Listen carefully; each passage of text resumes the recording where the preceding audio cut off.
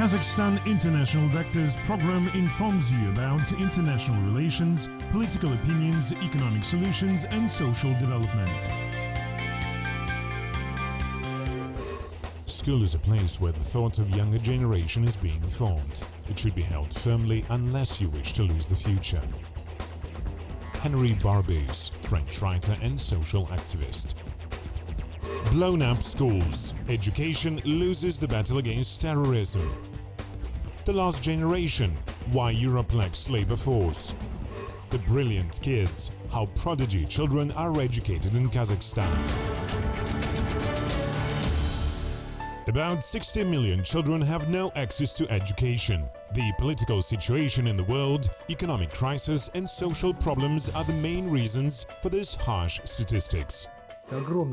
This is a very large number. Apart from these 58 million children, there are other 34 million who leave school every year by various reasons, including economic. Economic crisis is one of the major obstacles in education. Only today, a number of European, Asian and African countries cut budgets in this sphere. As a consequence, teachers' salaries are not increased. A lot of schools are being closed because teachers have very low salaries. Not many people want to study 5 years in order to acquire this prestigious profession, which is unfortunately low paid in many countries, especially Asian. As a result, we can observe gradual decline of education, in particular basic education in many countries.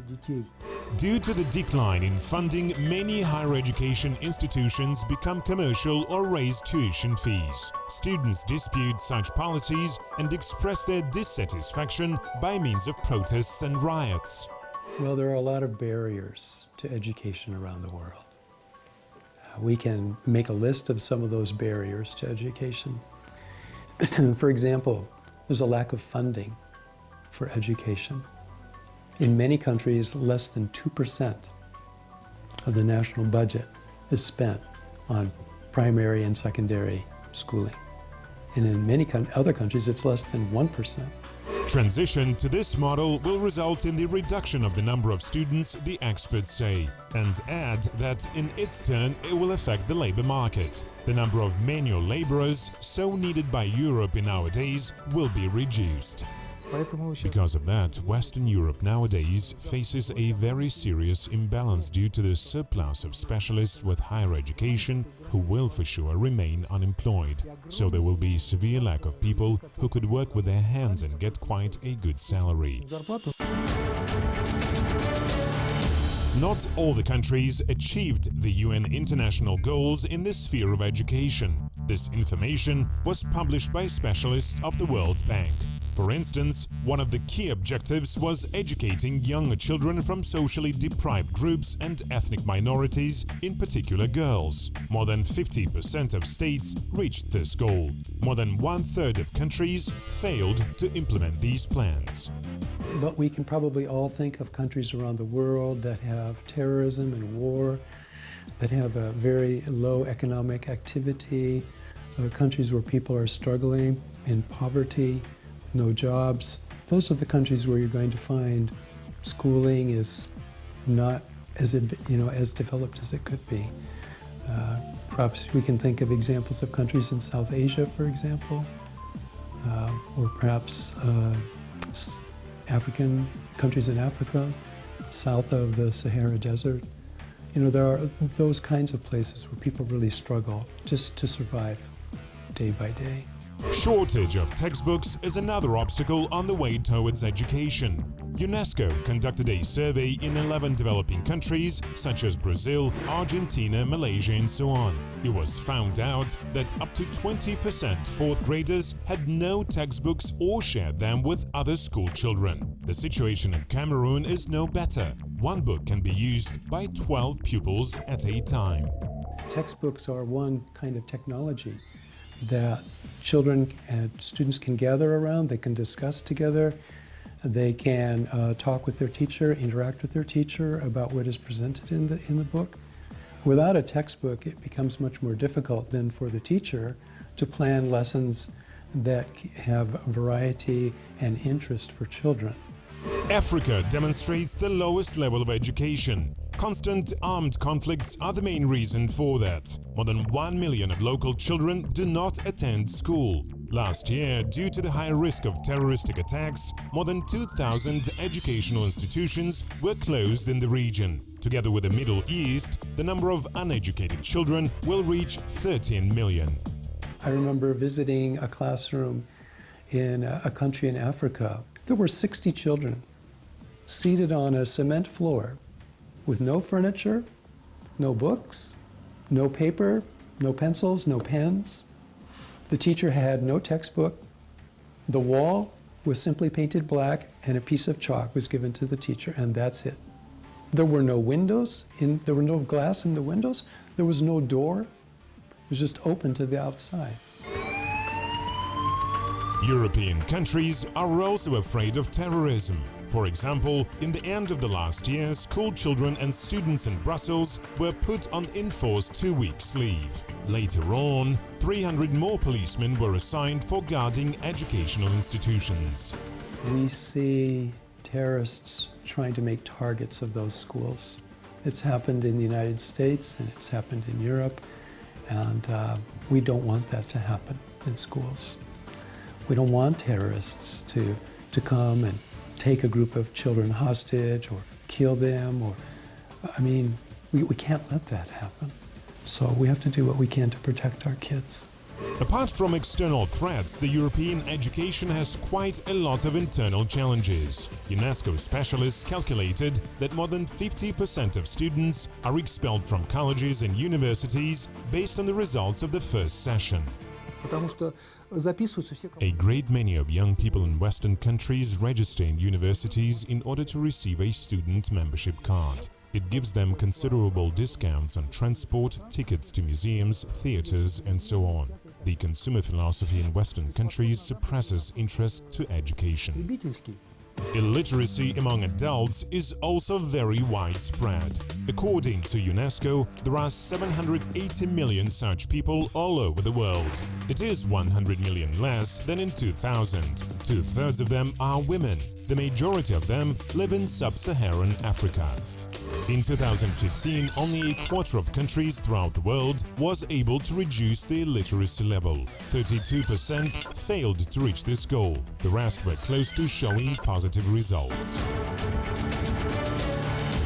The 20th century was marked by a breakthrough in education.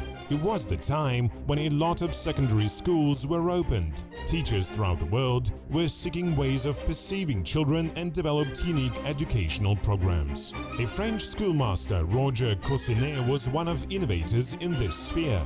He considered that traditional training delayed creative thinking among school children. Instead of that, he proposed pupils to gather in groups and fulfill tasks which really raised their interest. In his approach, he gives to the teacher only the role of observer, who only gives advices and checks completed works. Some of these methods are still used in French elementary schools. Where do open-air schools open and how to multiply three-figure numbers in your head? International organizations tackle problems of education. For instance, in Africa, they open air schools. Last year, together with China and some Arab countries, we implemented a major project. Here we try to guarantee people at least elementary education. UNESCO finances field schools. For example, in Africa, such schools can be located under palm trees.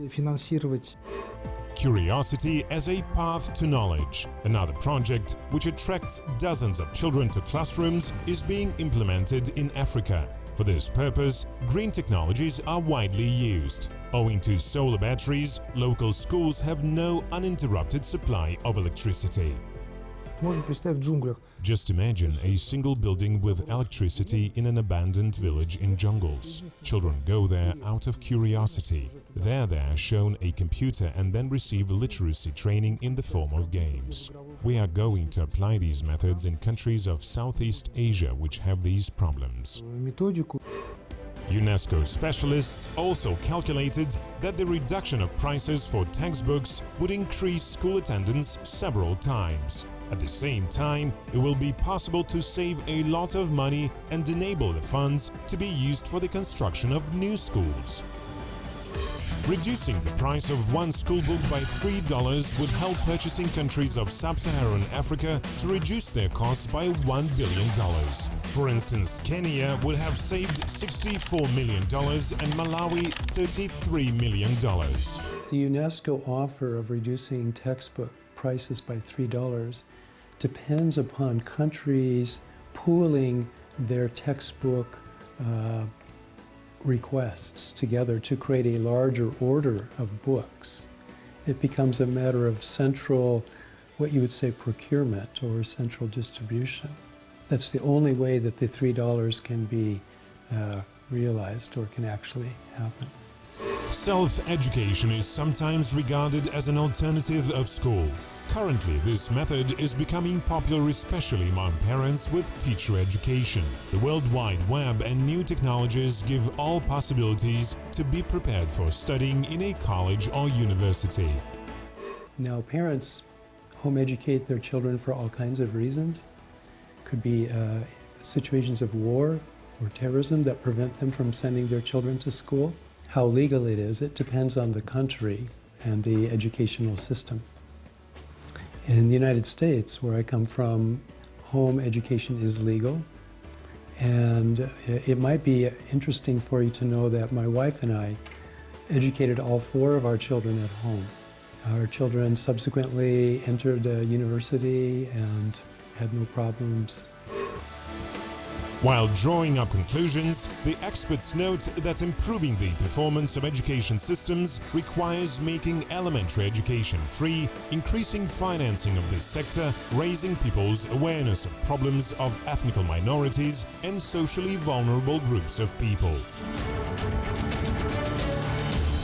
Since early 2016, the implementation of the national plan called 100 Concrete Steps to Implement 5 Industrial Reforms began. Thus, according to the project, free vocational training in the country will be available since 2017. The fact that Kazakhstan has much more tuition-free universities in comparison with other countries is a great achievement, so we should continue to work for that. Mental arithmetics. It is not only a possibility to teach a child to count in head, but also a real chance to improve his or her intellect in general. In Kazakhstan, this method has become popular in a very short time.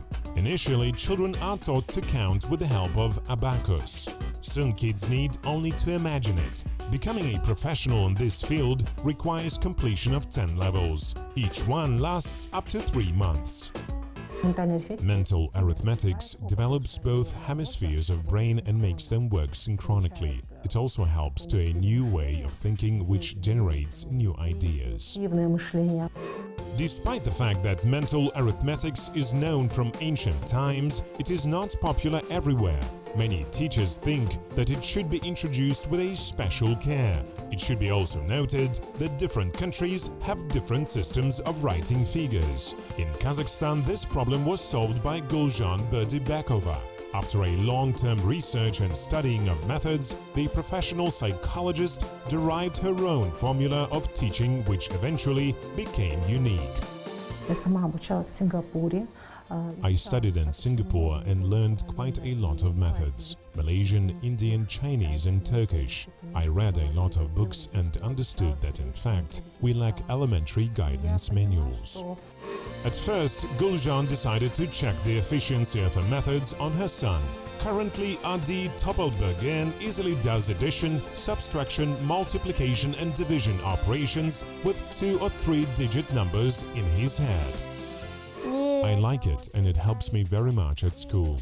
I always get excellent marks for mathematics. If I didn't learn something at home, I could always learn it in class and answer all the questions.